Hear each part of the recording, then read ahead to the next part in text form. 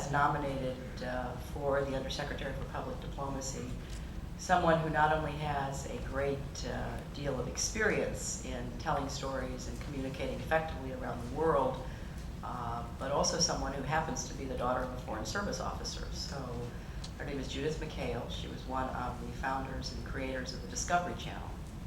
And she has an understanding of the story that has to be told.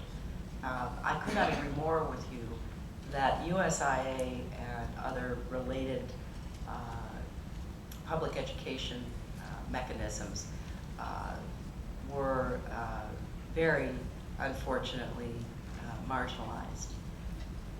They are moving across the street. We're getting them closer. We're getting them, close enough that I can see them from my window. And we intend to do a lot of work on this.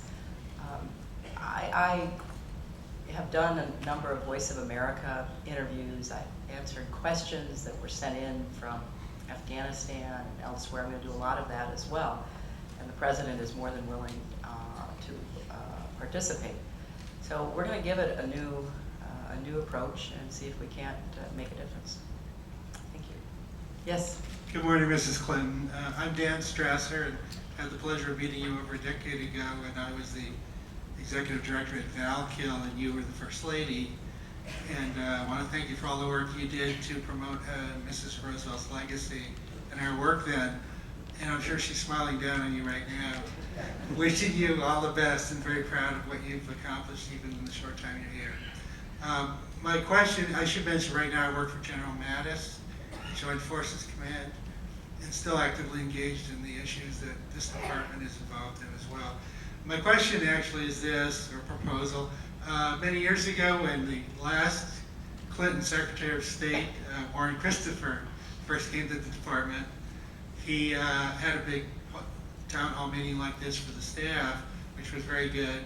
And I asked the question then, I said, Mr. Christopher, we just finished the Cold War, and we know that a great diplomat came up with a concept of how to deal with the Cold War, and that was containment.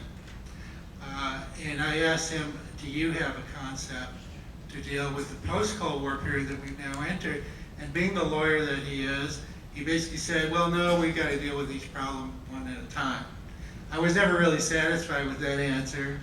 And listening to the various things that you are doing, and also Deputy Secretary Burns, Undersecretary Burns' list of things, I wonder if you feel that you have an umbrella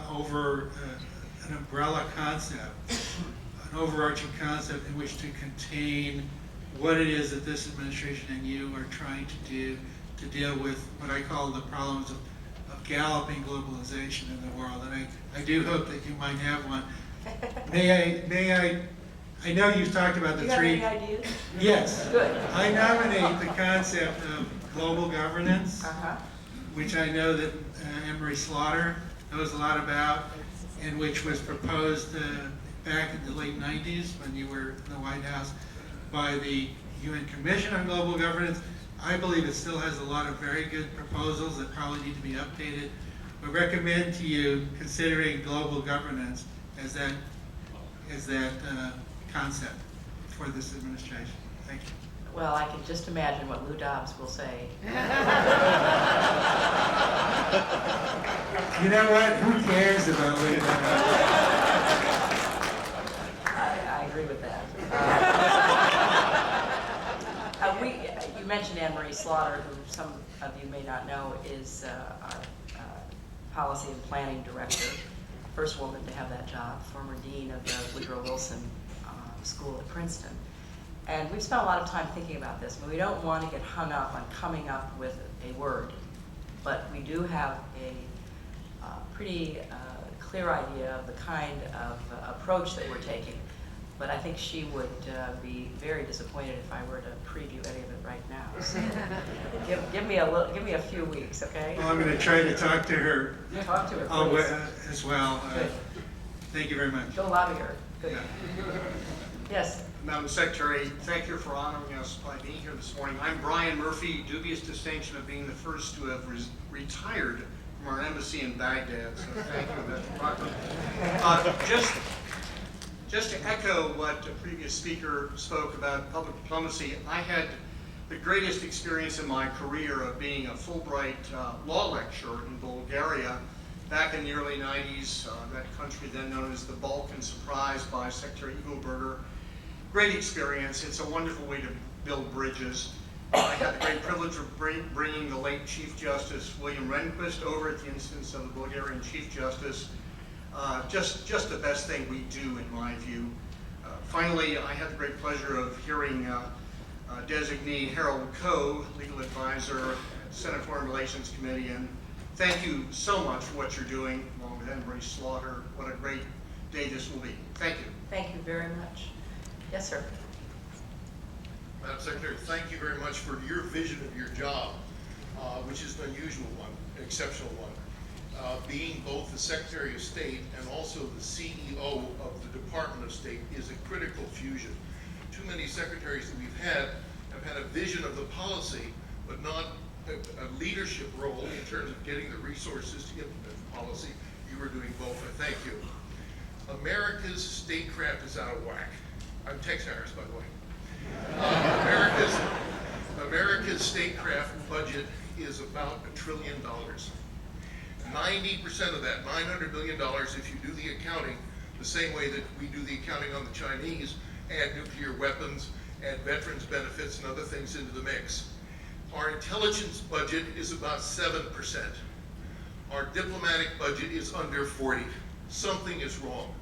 What can we do as Foreign Service retirees to develop and help you in balancing our statecraft portfolio, which is now invested 90% in military, 7% in intelligence, and 3.5% in diplomacy? That's wrong. It's wrong for America. It's wrong for our future. Thank you. Thank you. Well,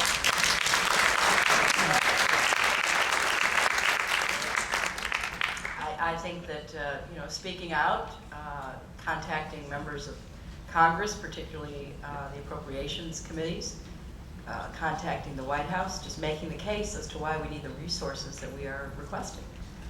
We think that we can begin to rebalance that mix, but it's not going to be easy, and we need a lot of voices out there talking about why it's important. So I appreciate that. I've just been told by Harry this is our last question. I'm sorry. Yes, sir. Well, I'll make the last one, Madam Secretary. A softball is to hit out of the park.